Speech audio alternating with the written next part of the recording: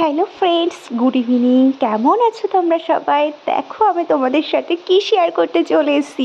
দেখেছো কাকু কত হাসি মুখে বৃষ্টির মধ্যে আমার অ্যাডস্পিন নিয়ে চলে এসছে। তো তোমাদের সবাইকে অনেক অনেক ধন্যবাদ আমাকে ভালোবেসে সাপোর্ট করার জন্য।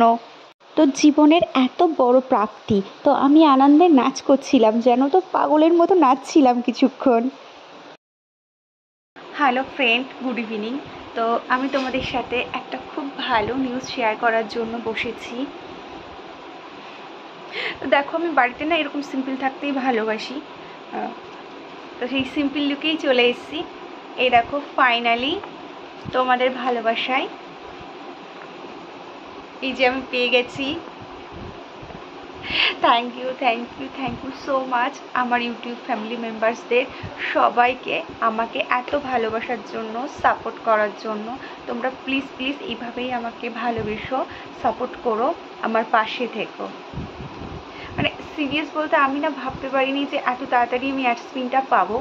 কারণ হচ্ছে আমি তো জানতাম না কিভাবে মানে অ্যাকাউন্ট খুলতে হয়। তোমাদেরকে কি বলবো, ডকুমেন্টস ভেরিফিকেশান করার সময় কি হলো না, আমি আমার নামে অ্যাকাউন্ট খুলেছিলাম, বাট যখন ডকুমেন্টস ভেরিফিকেশান দিল তখন আমি ভুল করে ওখানে আমার হাজব্যান্ডের ডকুমেন্টস দিয়ে দিয়েছিলাম।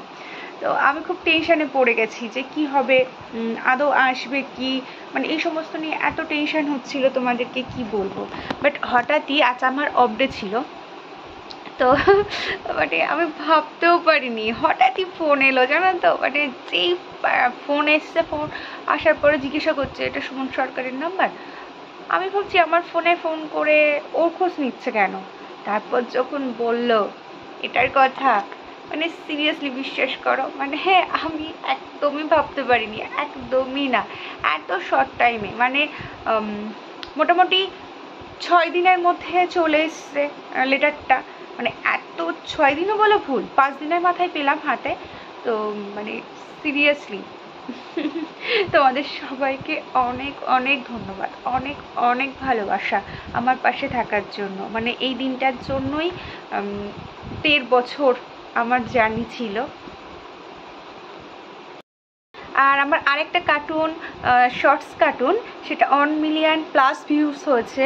তো প্লিজ তোমরা এইভাবেই আমার সাথে থেকো, প্লিজ প্লিজ প্লিজ এইভাবে আমাকে সাপোর্ট করো। আর তোমাদের ভালোবাসা ছাড়া ইউটিউবে এগিয়ে যাওয়া একদমই সম্ভব না। আমার সমস্ত ইউটিউব ফ্যামিলি মেম্বার্সকে আমার পক্ষ থেকে আবারও অনেক অনেক ভালোবাসা। এটার জন্যই এতটা লড়াই ছিল। Thank you.